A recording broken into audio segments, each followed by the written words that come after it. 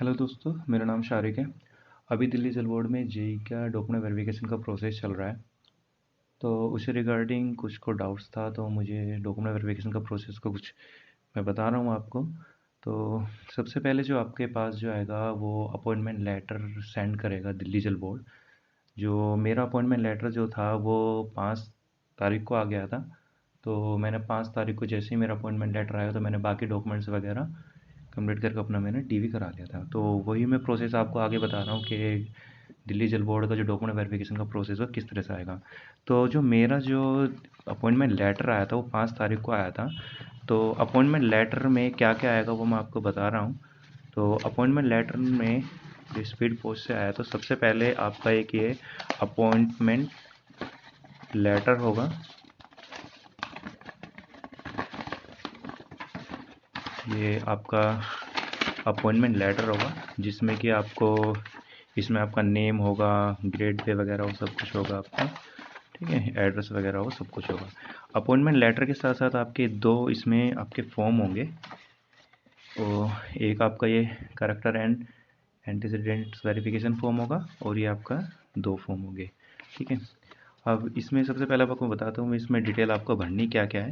तो सबसे पहले जो आपका ये फर्स्ट फॉर्म है, इस फर्स्ट फॉर्म में क्या होगा, आपको सबसे पहले एक रिसेंट फ़ोटो है। अगर आप चश्मे लगाते हो तो चश्मे का फ़ोटो, अगर नहीं लगाते नहीं तो जो आपका रिसेंट जैसा प्रेजेंट आपका लुक है उसे आपको यहाँ पे फ़ोटो आपको लगाना है।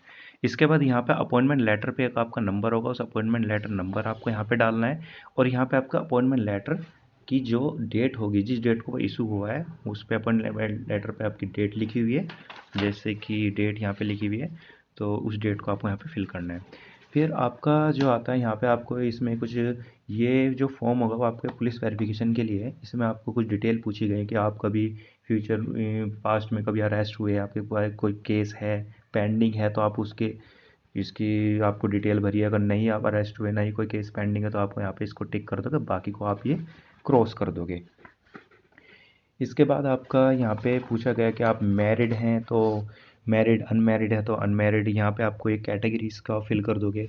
यहाँ पे आपकी signature and name of the candidate. इसके बाद ये सारी डिटेल टर्म एंड कंडीशन है, वो आप इसको अच्छी तरह से पढ़ लेना। वो सारी डिटेल इसमें बताई गई है, जब आप पढ़ लोगे तो यहाँ पे आपकी सिग्नेचर हो जाएगी, name, father name, address and mobile number. Same ऐसी नेक्स्ट पे भी आपके यहाँ पे आपकी signature and name of the candidate. और फिर आपका ये इस पर भी आपकी सारी टर्म एंड कंडीशन वो आपके अच्छे तरह इसको रीड कर लेना। और लास्ट में आपका यहाँ पे signature, name, father name, address and telephone number. तो आपका ये फॉर्म कंप्लीट हो जाता है। इसके बाद आपका जो ये दूसरा फॉर्म है, इस दूसरे फॉर्म में क्या है, यहाँ पर भी आपको एक फ़ोटो लगाना है। फ़ोटो के बाद यहाँ पे आपको सारा ये कैपिटल में आपका ये फुल नेम होगा, यहाँ पे आपका प्रेजेंट एड्रेस और यहाँ पे आपका ये परमानेंट एड्रेस।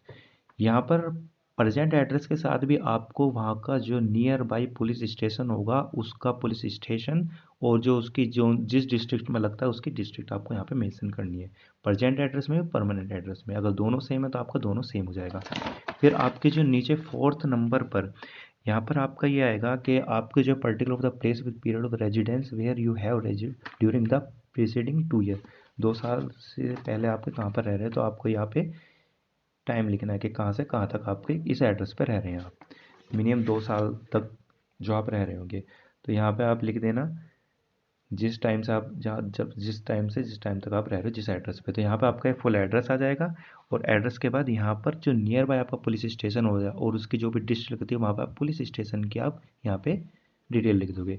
फिर आपका फादर नेम आ जाएगा, नेशनैलिटी आ जाएगी, प्लेस ऑफ द बर्थ, जो फादर का प्लेस ऑफ बर्थ आ जाएगा, फादर वह क्या काम करते हैं उनका ऑक्यूपेशन आ जाएगा, यहाँ पे प्रेजेंट एड्रेस और परमानेंट एड्रेस।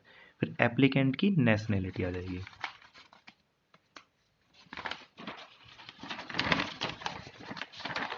नेक्स्ट पेज पे आपकी जो है आपको डेट ऑफ बर्थ आपको जो है 10th की मार्कशीट के अकॉर्डिंग लिखनी है, और एज एट ए मैट्रिकुलेशन उस पर आपकी एज कितनी है वो आपको यहाँ पे मेंशन करनी है।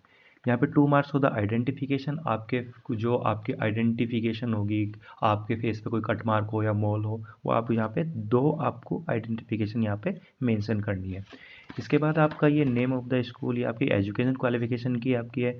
अब यहाँ पे क्या है, जो दिल्ली जल बोर्ड जेई में वो डिप्लोमा वाले भी एलिजिबल थे। डिप्लोमा वालों के लिए उन डिप्लोमा के साथ 2 साल का एक्सपीरियंस मांगा था और डिग्री वालों के लिए विदाउट एक्सपीरियंस था।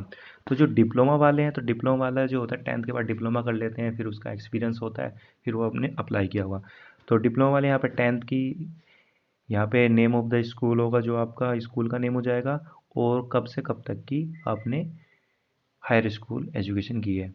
अगर किसी ने इंटर किया तो इंटर कर देंगे, और किसी ने अगर 10th के बाद डिप्लोमा किया तो आप यहाँ पे डिप्लोमा, जिससे भी आपने कॉलेज से डिप्लोमा किया है और कब से कब तक का किया है। अगर किसी ने ग्रेजुएशन किया है तो आपने ग्रेजुएशन यहाँ पर इसको फिल कर देंगे।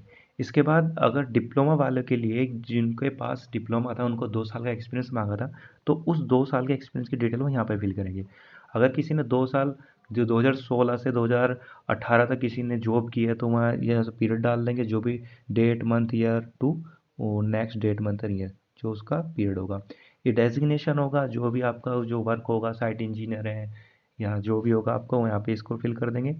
आपकी जो name, full name and address और एम्प्लॉयर ऑर्गेनाइजेशन, जो भी आप कंपनी का नेम होगा और उसका एड्रेस वो यहाँ पे फिल कर देंगे। नेचर ऑफ द एम्प्लॉयमेंट, जो हो गया प्राइवेट है, गवर्नमेंट है, और reason for the living previous service, जो आपने जो वहाँ पे जॉब लीव की है उसका आपका रीज़न क्या है। फिर यहाँ पे कुछ है कि आप पहले गवर्नमेंट में सर्वेंट थे, या जो आपके कुछ, ये आप पढ़ लेना, उसमें आप लिख लेना जो आपको सही लगे, यस नो जो भी आपको करना है।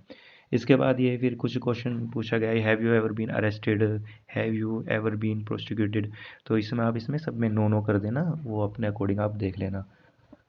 तो अगर इसमें सिर्फ वही डिटेल पूछी गई कि आपको कोई फ़ाइन तो नहीं है, कोर्ट से कोई फ़ाइन तो नहीं हुआ, आप अरेस्ट तो नहीं हुआ, कि आपको कोई चार्ज तो नहीं लगा, तो वही सारी ये पुलिस वेरिफिकेशन की डिटेल है।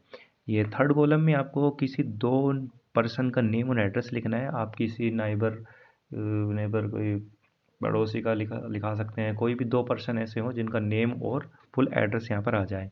यहाँ पर आप नेम लिख देना, उस पर्सन के सन ऑफ लिख देना, नेम, फादर नेम, और यहाँ पर आपका एड्रेस आ जाएगा किसी 2 पर्सन का। ये इसलिए ले रहे हैं कि पुलिस वेरिफिकेशन के टाइम में इन पर्सन के पास जाके आपकी वो पूछताछ कर सकते हैं कि ये पर्सन कैसा है, इसका करेक्टर कैसा है, कोई केस वगैरह तो नहीं, तो पुलिस वेरिफिकेशन के टाइम पे काम आएगा। तो किसी 2 पर्सन का आपको यहाँ पे नेम और एड्रेस लिखना है। फिर यहाँ पे आपका सिग्नेचर ऑफ द एप्लीकेंट हो जाएगा, नेम हो जाएगा, फादर नेम, प्लेस और टेलीफोन नंबर। तो आपके ये डॉक्यूमेंट्स फॉर्म आपके कंप्लीट हो जाते हैं।